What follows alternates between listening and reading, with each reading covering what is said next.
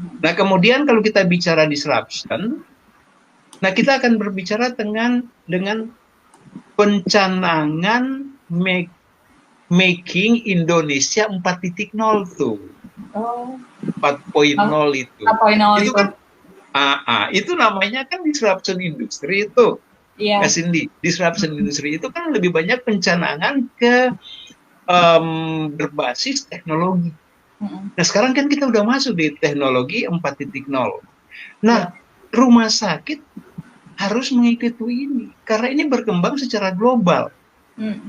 Nah, dalam konteks rumah sakit itu sendiri dengan konsep teknologi 4.0 ini, Kak Cindy, kita akan bicara tentang cyber physical system.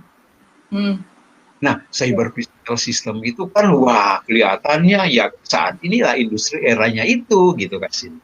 Kemudian kita akan bicara tentang cloud computing atau cloud computer atau lebih kita kenal dengan cognitive computer rise.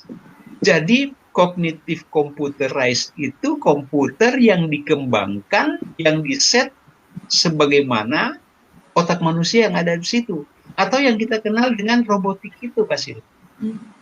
Nah, robotik itulah eranya sekarang. Atau kita lebih kenal ke dalamnya dengan artificial intelligence. Nah, jadi kalau kita bicara tentang disruption, kita bicara tentang cyber physical system, kita bicara tentang cloud computer, kita bicara tentang cognitive computerized, kemudian kita bicara tentang artificial intelligence, dan semuanya itu adalah ya internet things itu. Nah, rumah sakit harus mengikuti itu, klinik harus mampu mengikuti itu. Mereka harus mampu bertransformasi di dalam era digital ini.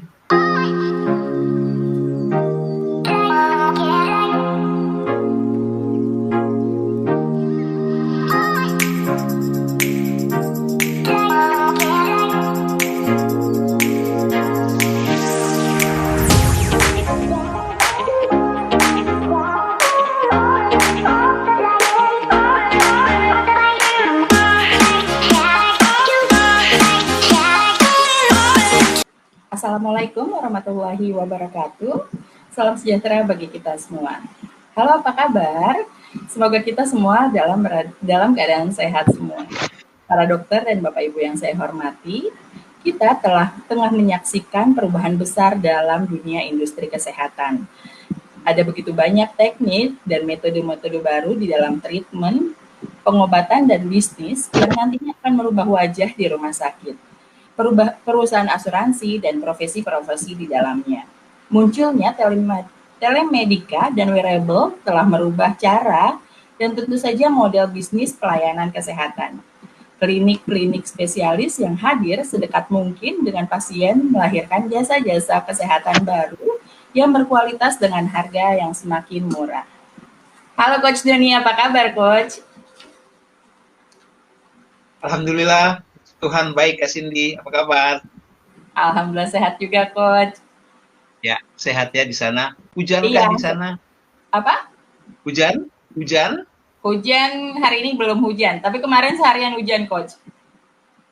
Oh iya, di Jakarta juga kemarin di Pondok Kelapa ini hujan agak besar, tapi nggak lama, sebentar aja dia udah stop lagi. Oh, nggak itu ya. Tapi berarti emang hujan juga ya, Coach ya? Ada, sudah mulai hujan.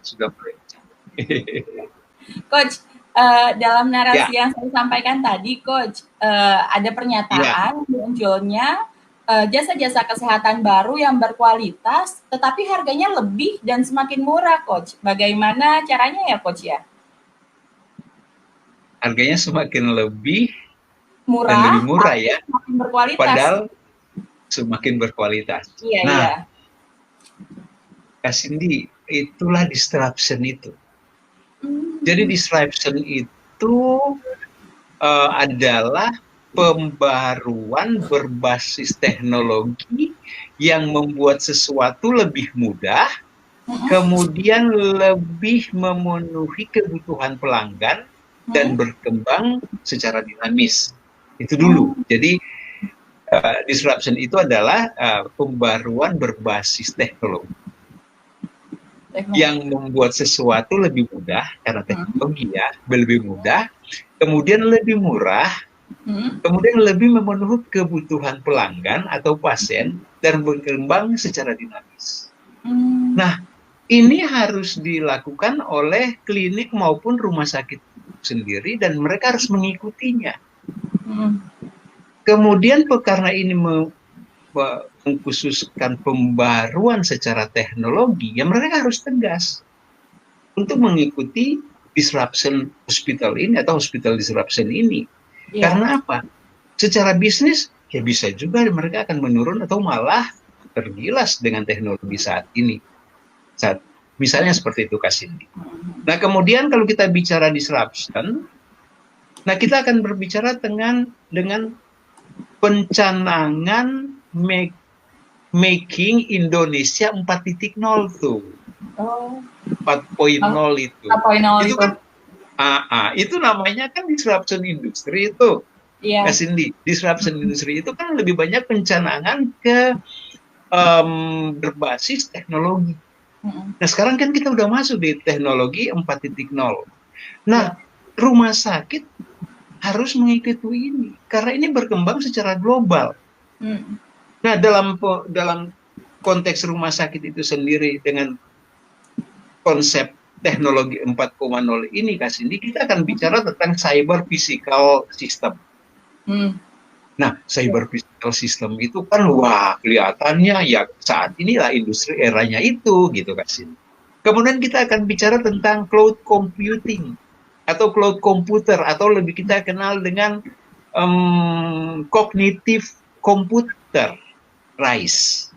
Jadi cognitive computer rise itu komputer yang dikembangkan, yang diset sebagaimana otak manusia yang ada di situ. Atau yang kita kenal dengan robotik itu, Kak Cindy. Nah, robotik itulah eranya sekarang. Atau kita lebih kenal ke dalamnya mungkin dengan artificial intelligence. Nah, jadi kalau kita bicara tentang disruption, kita bicara tentang cyber physical system, kita bicara tentang cloud computer, kita bicara tentang cognitive computerized, kemudian kita bicara tentang artificial intelligence, dan semuanya itu adalah ya internet things itu. Nah, rumah sakit harus mengikuti itu, klinik harus mampu mengikuti itu.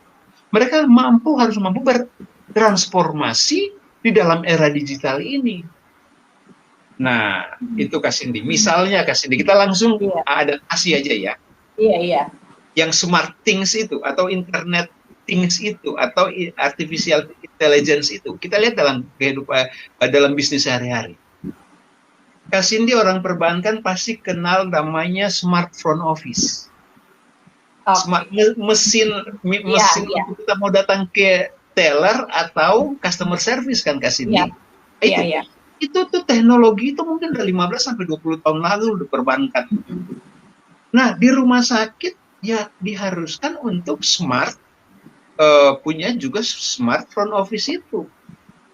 Dengan demikian kan dia bisa lihat tuh, dengan kita datang, kita disambut oleh security, dia tanya mau tujuannya kita kemana, misalnya kita tujuan katakanlah pendaftaran, dia pencet di mesin smart front office itu, keluar nomor ke konter pendaftaran. Atau kalau mereka mau ke poliklinik misalnya, ya kan, mereka tekan lagi itu klik poliklinik, muncul poliklinik, nomor poliklinik. Atau yang namanya kalau kita misalnya online pendaftaran, online registration misalnya, pasien misalnya Kak Cindy telepon ke rumah sakit yang Kak Cindy tuju, tentunya dia punya kartu ada, lalu Kak Cindy bilang, saya Ibu Cindy besok mau datang berobat di sana dengan dokter siapa, kan begitu. Lalu mereka akan tanya, kalau boleh tahu Bu Cindy, saya tahu nomor kartunya. Kartunya itu kan tentunya sudah menunjukkan kartu rekam medis Cindy kan. Nah, dengan begitu selesai, mereka akan ikuti nomor itu, mereka enter, muncul tuh rekam medis Kak Kak Cindy di situ. Iya. Nah, ini yang namanya elektronik rekam medis. Ya, ya, rekam medis berbasis elektronik. Iya. Nah, itu sudah ada. Sehingga pada saat selesai mereka otorisasi di sana, mereka akan bilang, oh, Bu Cindy punya nomor besok nomor 10 ya. Ya, kita bilang aja nomor 10. Iya. Kemudian datangnya sekitar jam sekian ya. Ditentukan sudah itu. Nah, itu namanya smart front office. Nah, ini semua menggunakan teknologi digital itu. Sehingga ini yang dibutuhkan, makanya topik kita hari ini disruption hospital atau hospital disruption. Nah, ini kita udah nggak bisa tinggalin keadaan seperti ini karena itu udah zamannya gitu, Kak Cindy. Itu. Kemudian itu namanya smart office, front office ya. Front office. Besoknya Kak Cindy datang ke sana. Kita bicara langsung prakteknya aja ya. Datang ke sana. Begitu datang ke sana, sampai di security akan bertanya ke Kak Cindy itu. Kak Cindy tinggal kasih tahu kertasnya kan, kasih tahu nomornya bahwa saya kemarin saya dapat urutan nomor 10 dan disuruh datang jam 1 siang misalnya. Nah, oke, mereka langsung lihat, Ibu berarti kemarin kemana? Ke poliklinik kan, konteksnya kan poliklinik kemarin tadi ya. Lalu mereka kan klik poliklinik, di situ dapat urutan lagi kan.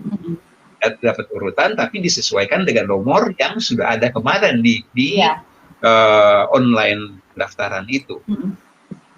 Terus dari situ dia dengan nomor itu dia akan Cindy kan harus datang ke misalnya pendaftaran lagi kan untuk menyesuaikan otorisasi lagi di sana kan, atau pembayaran jasa kesehatan yang akan dibayarkan di situ kan, atau jasa dokter yang akan kasih datang kan, biasa udah langsung dilakukan di situ ya. Itu namanya ya smart kasir itu. Nah, smart kasir itu kan di situ kasirnya akan dapat lagi bahwa oh Bu, untuk jasa dokter dan administrasi di sini ada sekian rupiah yang Ibu harus bayar terlebih dahulu kan, seperti itu. Lalu setelah bayar, nah sekarang tuh juga ada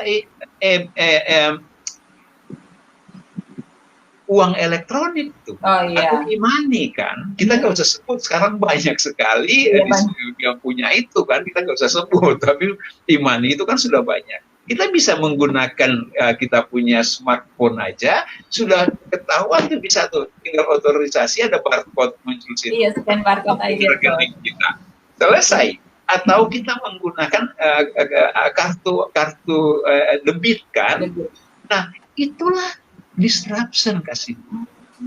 Lalu setelah kita bayar selesai, kita tunggu. Oke, Ibu silakan, dokternya ada di ruangan nomor 10 misalnya. Kan gitu. Kita tunggu.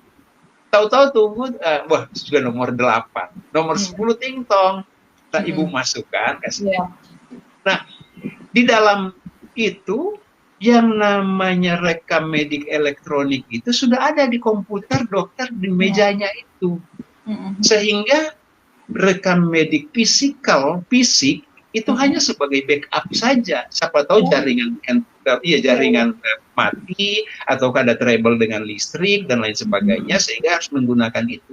Nah, pada saat Cindy masuk ke praktek dokter poli yang dituju sekali itu, beliau sudah buka tuh rekam medik, sudah muncul. Oh, pasien next ini adalah Ibu Cindy, muncul.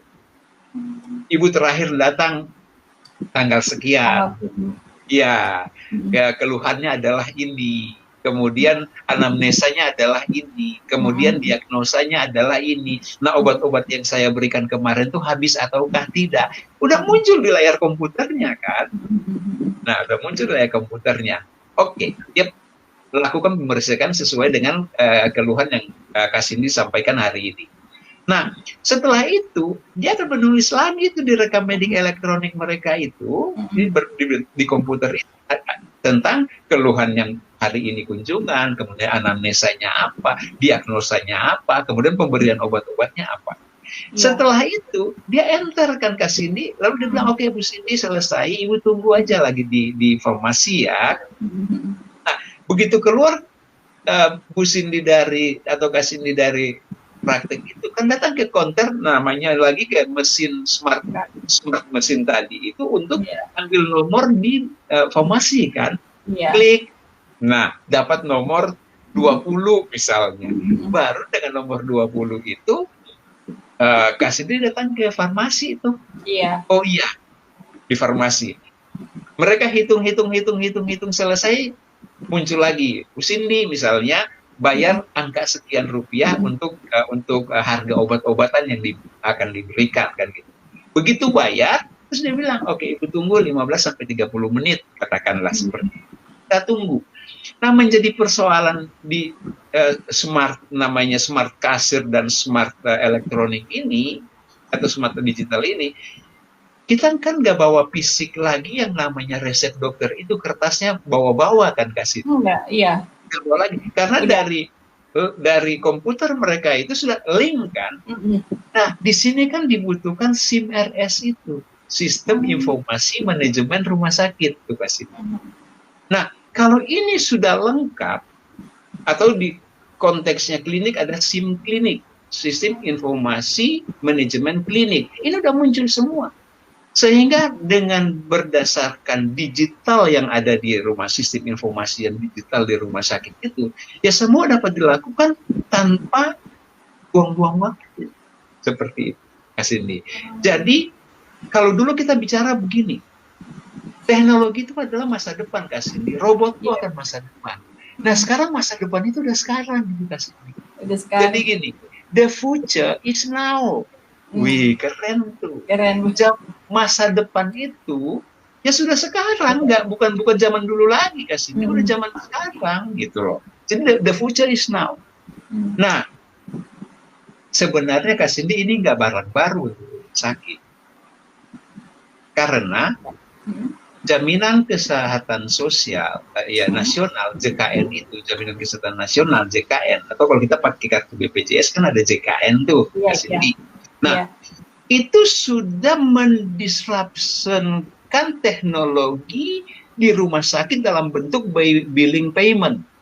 Misalnya, billing payment itu dengan kasih datang dengan jaminan BPJS, mereka sudah mendisrupsikan bagaimana online antara rumah sakit yang kasih didatangin itu dengan pemerintah sebagai penjamin atau pembayarnya.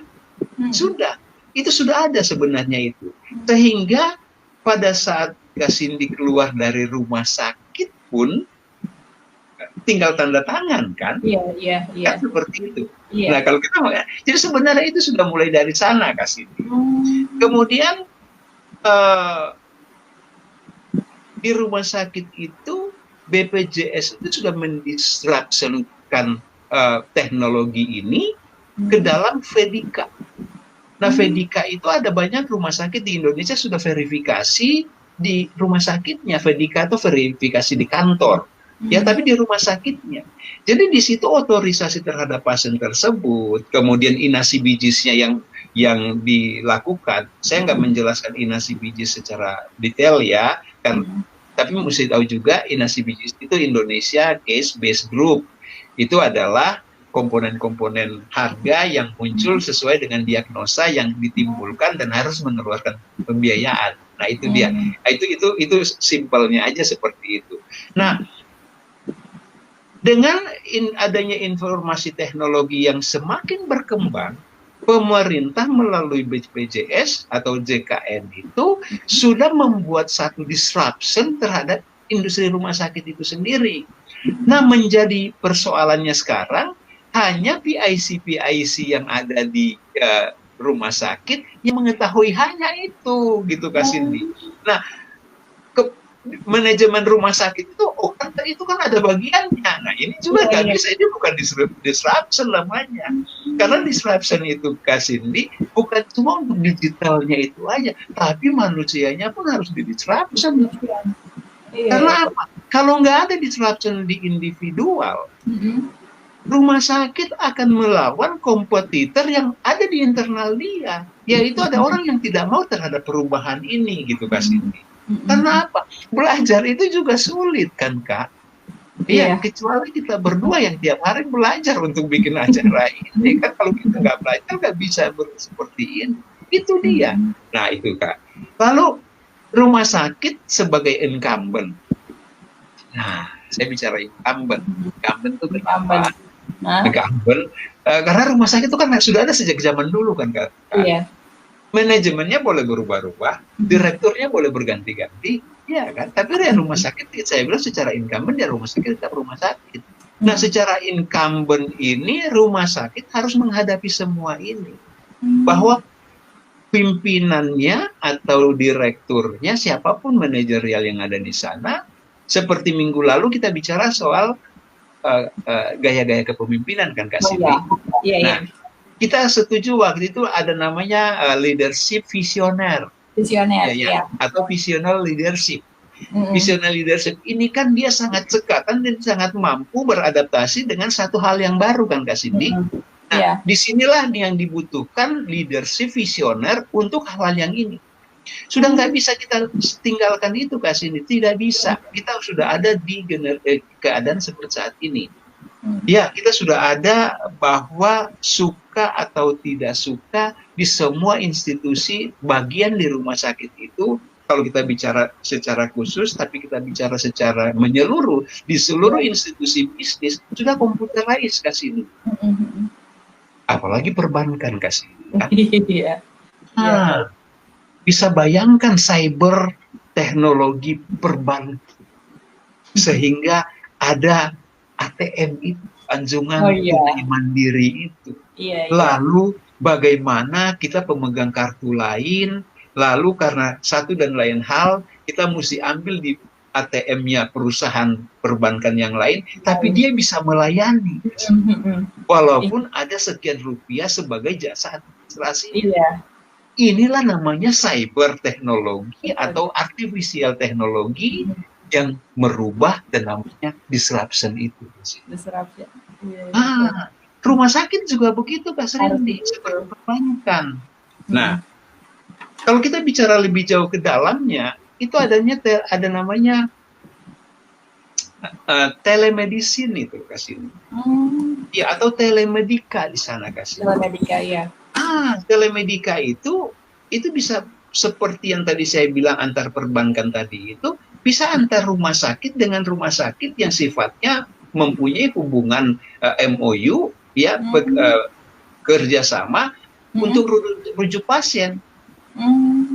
Sehingga pada saat kalau ada pasien yang ada kebutuhan pasien untuk mendapat fasilitas kesehatan lanjutan dan dia harus rujuk ke rumah sakit fasilitas lebih tinggi di sana, dia tinggal tulis anamnes, dia tinggal tulis diagnosa pasien, kemudian kebutuhan dokter spesialis apa yang ada di sana, dibutuhkan misalnya ada kamar ICU di sana, dibutuhkan ruang isolasi kah, dibutuhkan ventilator kah, dan atau dibutuhkan perhatian khusus kah, dia tinggal ngisi di situ di datanya, dia enter, langsung muncul di sana. Nah, begitu di sana menjawab, di rumah sakit rujukan itu menjawab bahwa oke, silahkan kirim pasien yang Anda ingin rujukan ini, karena kita udah siap untuk menerimanya. Itu namanya telemedika. Telemedika itu Coach. Nah, ini yang harus dilakukan oleh hospital. Makanya ada hospital disruption. Panjang Kak Cindy pembahasannya. Gitu. Nah, selanjutnya masih ada tuh Kak Cindy untuk pembahasan tentang murah dan pelayanan yang semakin baik itu. Kita bisa lihat begini misalnya. Di artificial intelligence kan itu kan kecerdasan buatan dalam satu sistem yang bisa diatur dengan konteks otak ya. Tadi kita udah cerita fingerprint, ya kan Kak Cindy. Nah, ada lagi tuh yang sekarang tuh namanya CCTV. Oh iya. Kak Cindy, CCTV sekarang tuh canggih. Kepala rumah sakit bisa kemana-mana. Dia hanya bawa gadget, karena dalam dia punya gadget itu udah bisa lihat tuh semua ruangan, semua bagian yang di CCTV-kannya, gitu loh. Yang di CCTV-in, gitu loh. Iya, jadi misalnya CCTV itu ada 32 lens, dia bisa berbagi tuh dalam satu gadget dia 32 tempat. Dia bisa lihat dari dia mau pergi umroh kah, dia mau pergi ke Yerusalem kah, Iya. dia mau jalan-jalan ke Eropa kah, atau dia cuti kah, Iya. dilihat. Dan hebatnya lagi, dia bisa komen di situ tuh. Oh iya benar Coach. Iya. Nah, ini adalah cyber teknologi yang berbasis computerized. Nah, cyber inilah yang kita sebut dengan teknologi 4.01. Ya, jadi ini juga akan berlaku seperti ini, Kak Cindy. Contoh saat ini ya. Ada thermal gun. Kak Cindy kalau kemana-mana masuk, kita mau ke tempat ATM yang masih dalam ruangan lah, kita kan di thermal juga kan. Oh iya, masih. Nah, itu kan sinar infrared yang membaca suhu kita kan. Itulah teknologi digital sensor itu, Kak Cindy. Nah, digital sensor itu berlaku di alat kesehatan modern. Di teknologi 4.0 itu, Kak Cindy, kita bisa operasi jarak jauh itu. Bisa lakukan itu, dan itu akan ada.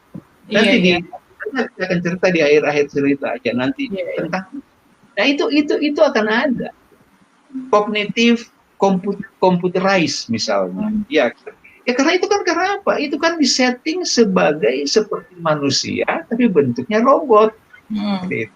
Fitur canggih, semua ada di sana dengan fitur-fitur khusus ya seperti manusia itu. Gitu. Itu yang membuat hemat waktu, kemudian akan membuat hemat tenaga, lalu menjadi yang murah tadi itu kasih.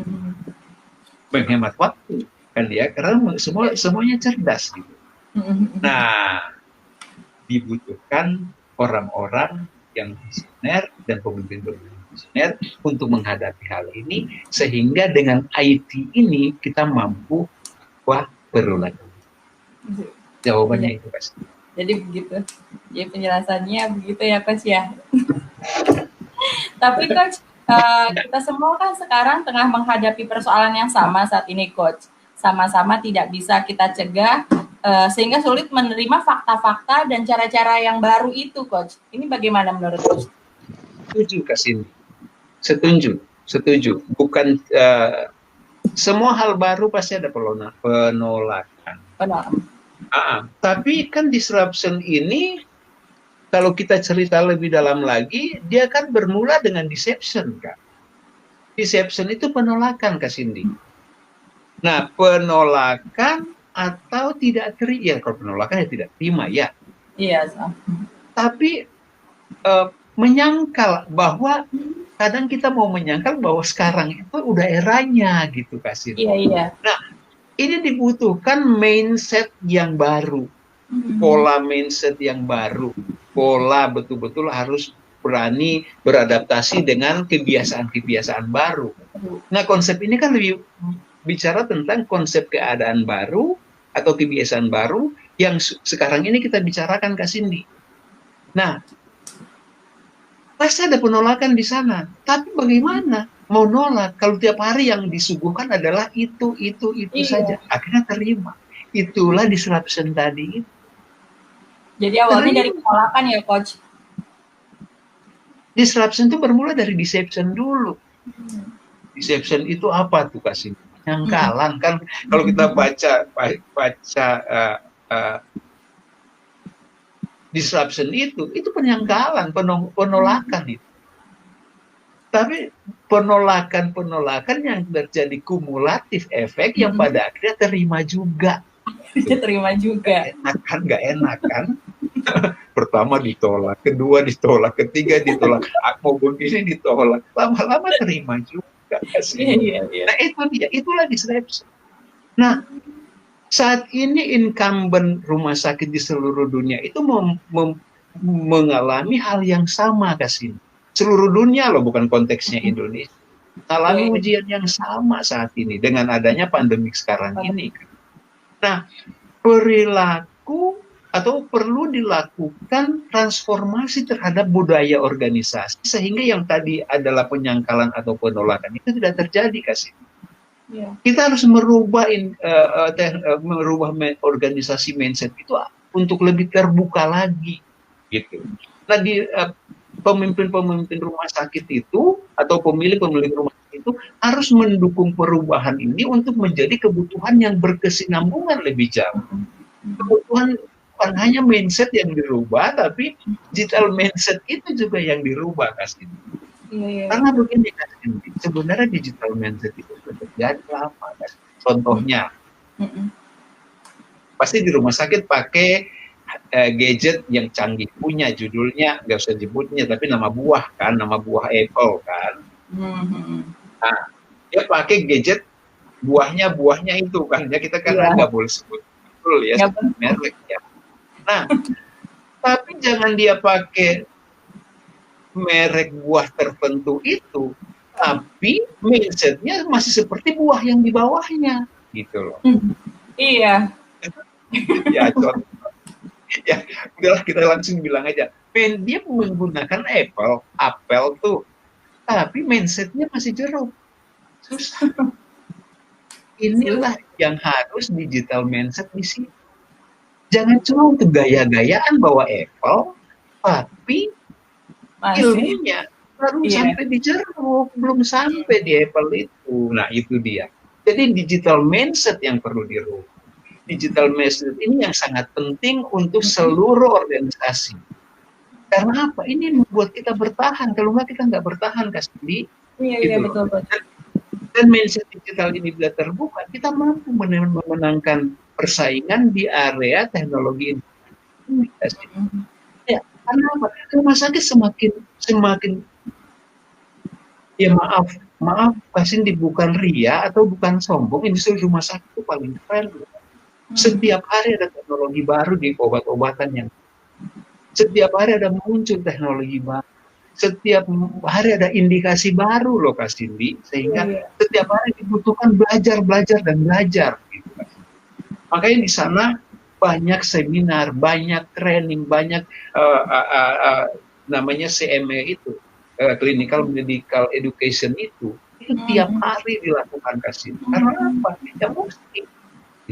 Tapi banyak juga yang belum berubah terhadap itu. Karena apa? Ya sebenarnya perubahan itu kan ya mirip sama satu dengan yang lain kalau kita nggak mau terbuka terhadap disrupsi itu. Itu dia. Nah, dia akan terjadi orang galau.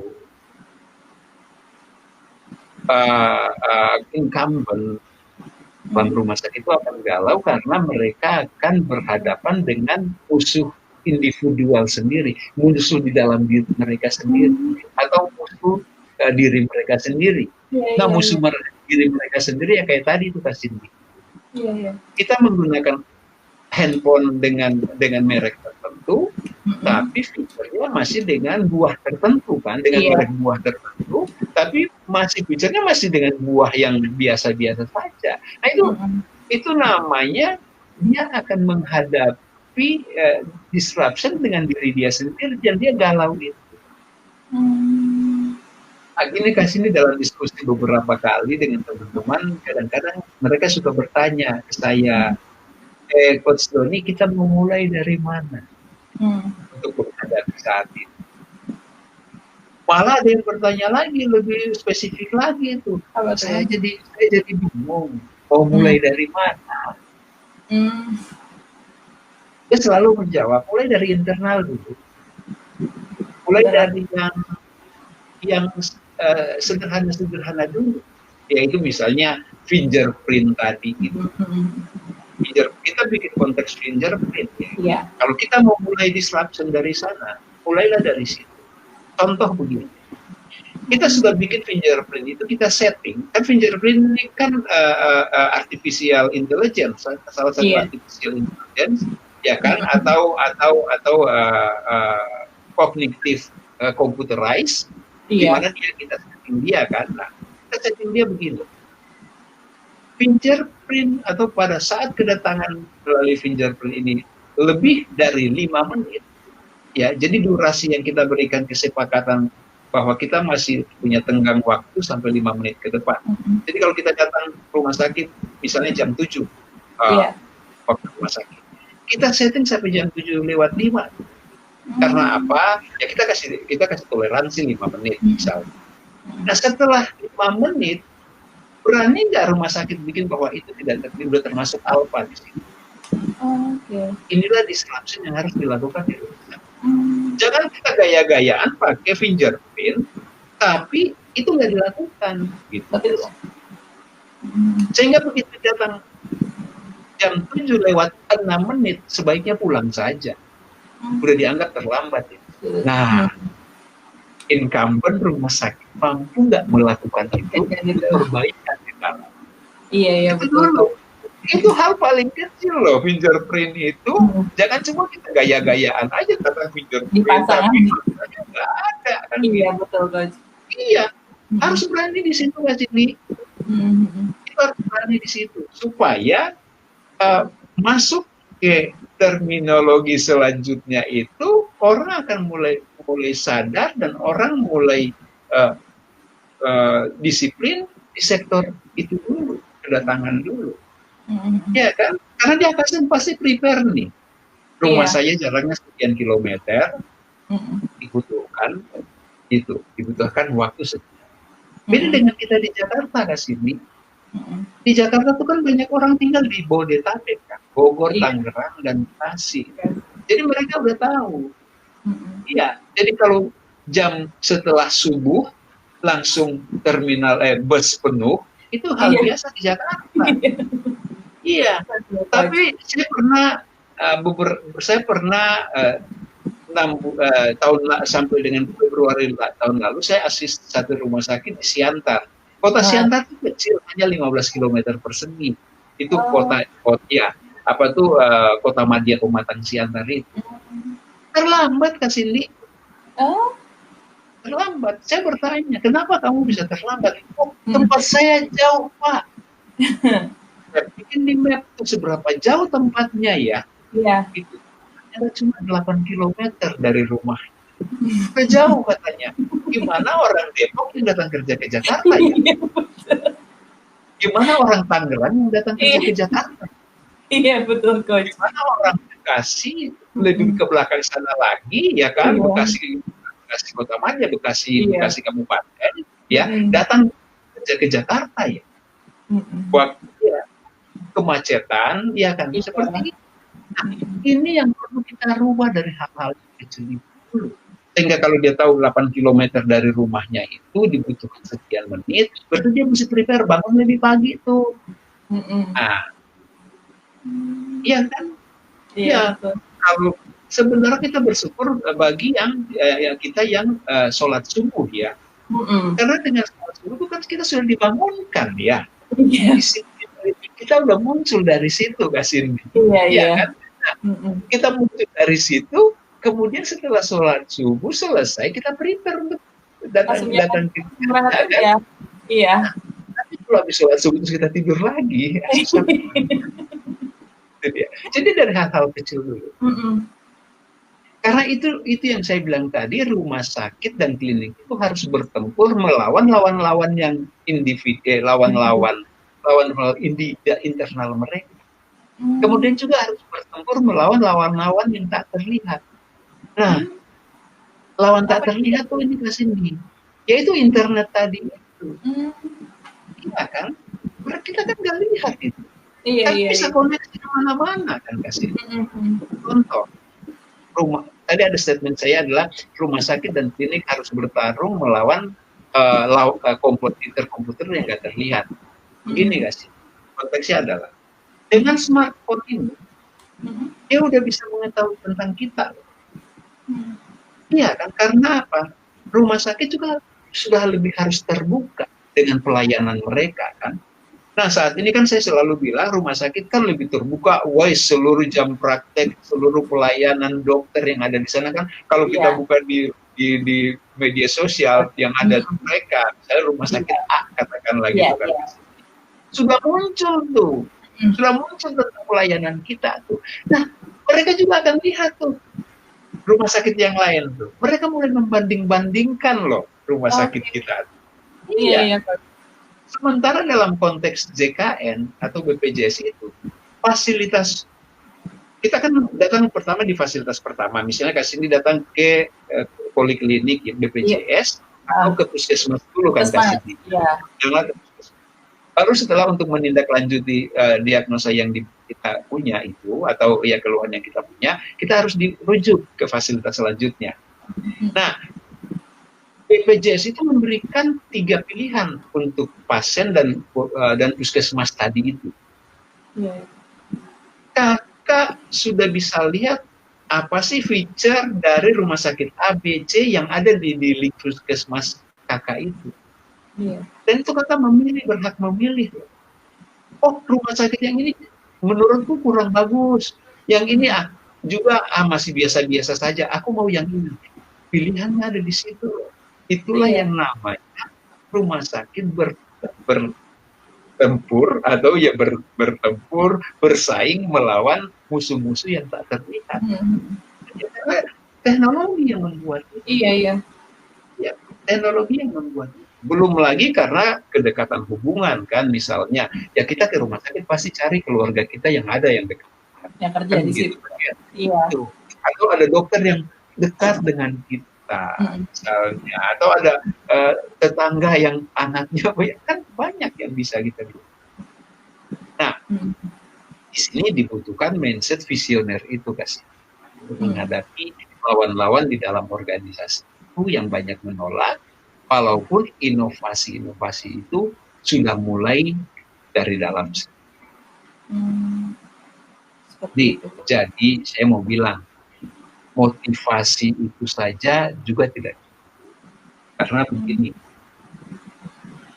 banyak rumah sakit setelah terbentur dengan disruption ini, mereka berpikir, oh mesti ada memberikan motivasi-motivasi tertentu supaya orang dapat. Nah, disinilah munculnya tuh yang namanya profesi motivator itu. Menjamur sekali profesi motivator itu. Ya kan? Sampai ada yang baru tamat kuliah pun, dia udah tulis dia motivator. Saya kadang-kadang cuma merasa ya sah-sah saja. Cuma ya untuk motivator diri dia sendiri, orang tuanya masih dimotivasi. Wah, kan? Tapi itu sekarang zamannya. Zamannya seperti itu. Tinggal kita mau memilih itu. Tinggal kita mau memilih motivator yang pas itu seperti apa kan gitu kan ya. Sah-sah saja. Dan yang terjadi bukan itu sebenarnya kalau saya mau bilang ke sini. Yang diperlukan tuh bukan cuma motivator yang cukup. Tapi yang diperlukan adalah visioner mindset leadership itu yang mampu membaca we are where atau where we are. Iya, where we are. Di mana kita sekarang? Kemudian dia mampu baca where we are to go. Kalau dia mampu melihat where we are dan where we are to go, itu jawabannya. Jadi nggak perlu orang nggak usah menerima fakta-fakta baru tadi ya. Tak susah menerima fakta-fakta. Itu aja. Bagi semua bisnis. Secara individu, korporasi, perusahaan, rumah sakit, klinik, yang penting kita tahu where we are dan where we are to go. Dan where we are go. Berarti, Coach, ini sama saja bahwa disruption ini harus dimulai dari dalam diri organisasi itu sendiri ya, Coach? Ya, panjang lebar dalam yang tadi kita bicarakan itu, Mbak Cindy. Kali percuma kita ngobrol panjang dan lebar. Ya, karena apa? Rumah sakit dan klinik harus mau dan tidak mau mempelajari tentang digital disruption in healthcare itu. Digital disruption atau digital disruption in healthcare. Itu dia bisa mempelajari itu, suka nggak? Suka. Kemudian setelah dia mempelajari itu, dia harus tentukan bagaimana roadmap terhadap organisasi itu. Nah, kalau tidak salah Kak Cindy, roadmap rumah sakit itu kita sudah bicara dulu dalam konteks visi dan misi ya. Oh iya. Visi dan misi rumah sakit ya.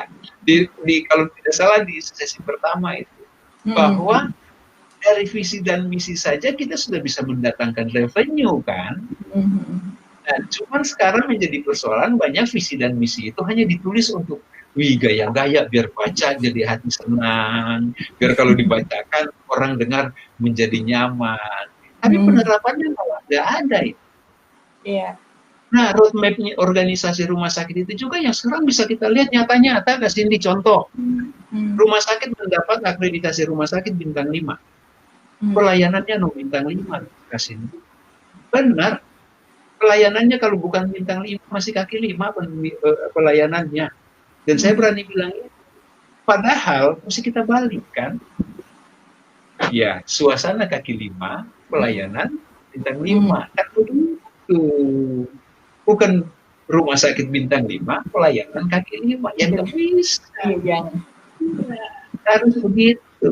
Itu dia. Itu kakak bilang itu betul. Nah, jadi yang seperti saya bilang tadi, kita mulai dari hal-hal sederhana. Kan? Karena hal-hal sederhana itu akan menciptakan iklim yang melayani bisa cepat. Kemudian kita karena melayani sudah cepat, dia pasti efisien kasih. Iya kan? Kalau dia cepat, efisien, itu pasti berkualitas kasih. Iya, karena mereka udah setting itu tadi kan. Iya. Jadi cepat, efisien, berkualitas, bisa dilakukan dalam waktu bersamaan. Itulah itu dulu. Iya kan? Nah ini membuat untuk cepat, efisien dan apa tadi berkualitas kan butuh teknologi informasi kan Kak Cindy. Iya. Kan butuh SIM RS tadi itu ya kan. Nah, ya jadi ya gimana kita mau bisa cepat dan efisien kalau kita nggak punya itu, ya kan? Nggak punya sistem yang baik. Ya saya kasih contoh tadi misalnya kan sudah kita bicara tentang rekamedik elektrik. Kita nggak perlu lari-lari lagi ke ruang rekamedik kan ngambil data pasien. Karena sudah elektronik. Iya. Kita sudah umumkan ke pasien yang datang, ibu, bapak, adik, kakak, mbak, mas. Nextnya kalau mau datang pakai online pendaftaran saja ya. Iya. Kecuali emergency loh, emergency kan nggak bisa tuh, ya kan? Tapi emergency juga ada orang pihak kedua, keluarga yang bisa menghubungi kan. Kecuali emergency terdesak, karena seperti itu. Tapi ini yang perlu kita sampaikan ulang-ulang. Memang pada saat pertama pasti ada yang lupa lagi, ya kan? Ya kan karena pasti ada penolakan juga karena lupa. Tapi kalau sering kita bicara online, pendaftaran online, kan mereka akan ingat itu. Iya. Nah, kemudian dengan adanya disruption ini Kasih, yang dimulai dari organisasi yang tadi saya sudah jelaskan juga, hubungan antar vaskes itu akan semakin smooth, akan semakin karena apa? Biasanya kan kalau vaskes pertama ke vaskes lanjutan itu kan yang datang kan pasiennya sendiri kan Kak Cindy. Iya. Kan dari puskesmas kakak dapat nanti rujuk ke rumah sakit A misalnya. Kan kakak bisa datang hari itu juga atau besok kan? Oh iya. Bisa seperti itu. Itu kan kakak datang sendiri kan? Nah, dengan adanya disruption tentang digital atau telemedika ini, itu kan akan terjadi langsung otomatis sehingga kakak datang hari ini ataupun besok, pelayanan sudah ada di sana. Nama kita sudah terdaftar di sana. Nah, akan lebih smooth lagi pada saat rujukan antar fasilitas, misalnya dari rumah sakit ke rumah sakit misalnya, menggunakan transportasi katakan ambulans misalnya, katakanlah seperti itu. Nah, dengan adanya telemedika ini, disruption di dalam internal kita menggunakan telemedika dengan rumah sakit tempat yang kita ada kerjasama itu akan terkonek dengan sendirinya. Iya kan, jadi tidak ada lagi istilah pasien sudah sampai lalu pasien itu ditolak, itu udah nggak ada lagi. Udah nggak ada lagi kayak gitu ya Mas ya? Iya. Memang selama ini masih berbentuk by phone. Hmm. Dalam artinya kita bertanya dulu di sana, ada tempat nggak? Ada dokter yang sesuai nggak? Ada kamar yang sesuai nggak? Kamar itu maksudnya misalnya ruang isolasi katakan. Atau ada peralatan yang dibutuhkan nggak? Misalnya ventilator katakan konteksnya itu. Ya kan? Nah, kalau misalnya ada, baru kan mereka konfirmasi lagi, silahkan kan. Tapi kembali lagi ke komunikasi efektif kan kasih. Yang kita pernah bicara tentang esbar sama tebak itu. Iya. Tulis baca konfirmasi kan. Iya. Nah, menjadi persoalan pada saat rujukannya antara rumah sakit ke rumah sakit, kalau jaraknya dekat tidak apa-apa. Si terima telepon pada saat kita sampai dia masih berdinas di situ. Iya. Tapi pada saat misalnya kita sampai, lalu petugas yang menerima tadi dia sudah hapus jam kerjanya karena jarak cukup jauh, 1-2 jam datang, dia udah hapusan. Lalu dia nggak esbar tadi itu. Iya. Kan? Ya, dia nggak tulbakon tadi, tulis, baca, konfirmasi. Kan tidak ada data yang tertulis di situ kan. Ini akan menimbulkan miskomunikasi lagi. Dengan demikian disruption digital ini untuk teknologi rumah sakit itu dibutuhkan begitu, sehingga di digital data di computerize antar satu rumah sakit dengan rumah sakit yang lain itu udah terkonek, sehingga pasien pada datang dia cuma tinggal enter namanya atau nomor registrasinya atau yang nomor RM yang disampaikan dari sana, dari rumah sakit pengirim itu sudah muncul di situ kasih. Nah, inilah yang membutuhkan disruption terhadap kesuksesan rumah sakit itu. Nah, pertanyaan ini juga menunjukkan bahwa dari dalam organisasi itu akan sukses dengan perubahan yang terjadi. Ya kan? Nah, dengan perubahan-perubahan yang ada. Kemudian dengan adanya disruption ini, pengajuan klaim-klaim itu sudah menjadi bundling di sana, berbundling di sana. Kalau tadi kita lebih bicara konteksnya adalah BPJS dengan JKN-nya, yang memang mereka memberikan infrastruktur teknologi yang sangat mumpuni, sangat bagus di sana.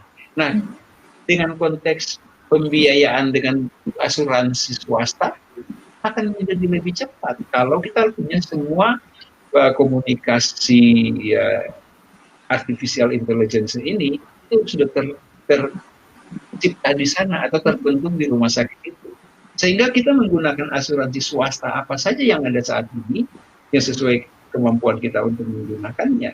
Pada saat dia datang, otorisasinya udah gampang-gampang saja. Karena apa? Udah ada connect di sana. Sistem informasi manajemen rumah sakit dan klinik itu sudah mampu mengakomodir mereka sehingga mereka terdisruption untuk melakukan hubungan itu. Sehingga bundling payment pun tidak akan persoalan. Nah, cerita bundling payment nih Kak Cindy. Bundling payment ini begini, contoh saja. Ada orang-orang tertentu dan pengalaman di rumah sakit ya. Karena saya ini betul-betul orang rumah sakit kan. Nah, pengalaman tuh begini, ada individu tipe pasien yang begini, dia datang, Pak, untuk kamarnya saya mau pakai kelas VIP menggunakan jasa asuransi swasta, fasilitas kesehatan asuransi swasta. Tapi untuk jasa medisnya saya mau pakai BPJS. Oh, ada gitu Mbak Cindy. Itu bisa. Bisa. Karena apa? Mungkin BPJS dia tuh punya kelas 2 atau kelas 1 katakan. Sementara kan dia butuh lebih privasi misalnya. Iya. Jadi dia butuh lebih privasi sehingga kalau di kelas 1 di BPJS kan dia hanya mendapat kelas 1 fasilitas. Nah, di rumah sakit tuh masih banyak isinya 2 pasien. Dia nggak mau terganggu, lebih mau privasi. sehingga dia mau. Daripada dia bayar kelebihan dari kamar itu secara tunai, dia punya ini nih, punya kartu asuransi swasta. Nah, tinggal kita otorisasi di asuransi swastanya bahwa pengguna kartu nomor sekian atas nama siapa ini masih bisa dilakukan nggak? Kalau di sana sepanjang di sana otorisasinya oke, siap, kita lakukan itu. Begitu juga kita informasikan ke BPJS bahwa untuk pembiayaan kamar dia akan lakukan sendiri. Nah, itu ada bundlingnya di situ, bundling paymentnya tuh ada di situ. Nah, ya, jadi bisa. Jadi kalau kakak punya asuransi swasta, lalu kakak mau tidur di kelas super VIP di rumah sakit, lalu pelayanan medisnya kakak punya BPJS kelas 1 bisa. Ada rumah sakit yang. Nah, kembali lagi, ini kan digital information yang memampukan orang dalam beberapa saat saja connect terhadap. Inilah namanya disruption itu kesini. Disruption ini gitu ya, Coach ya. Mesti datang dari diri kita. Benar-benar, Coach. Jadi Coach, untuk saat ini kan zamannya Internet of Things, Coach. Apakah internet memungkinkan terjadinya kemajuan dalam bidang kesehatan juga, Coach? Oh iya, Kak Cindy. Sangat membuat kemajuan di bidang kesehatan. Saya punya cerita ini pun saya baca dan saya lihat filmnya. Gitu. Jadi kalau Indonesia baru mencanangkan teknologi 4.0, China sudah 5.0 loh. Mereka selangkah lebih maju dari kita. Untuk teknologi kedokteran ya, untuk teknologi kesehatan ya, bukan teknologi global. Nah, mereka lebih maju dari Amerika Serikat. Ya, mereka sudah menggunakan itu. Gini, saya melihat film itu di Beijing Titan Hospital. Jadi mereka membuat penelitian bahwa hasil dicapai untuk kasus-kasus neurologi dengan menggunakan teknologi digital ini, atau kita cerita tadi konteksnya Internet of Things ini, ya kan ya.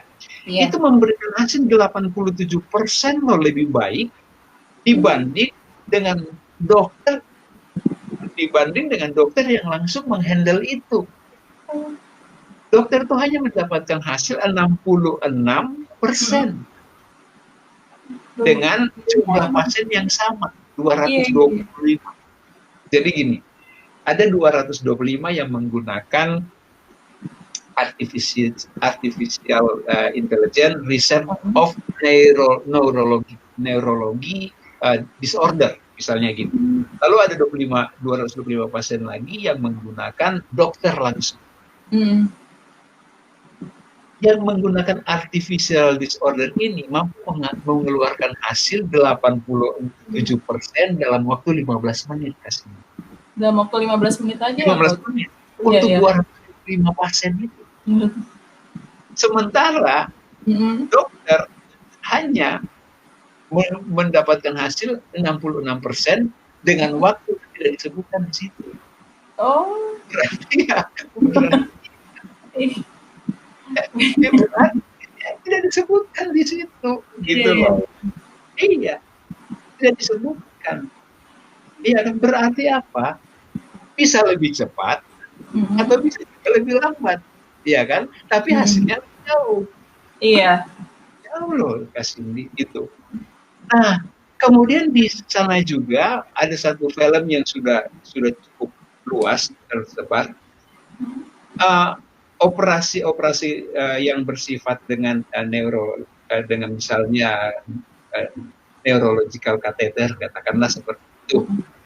Itu Kasindi bisa ada di Jakarta dan mereka bisa lakukan itu dari Beijing sana, misal.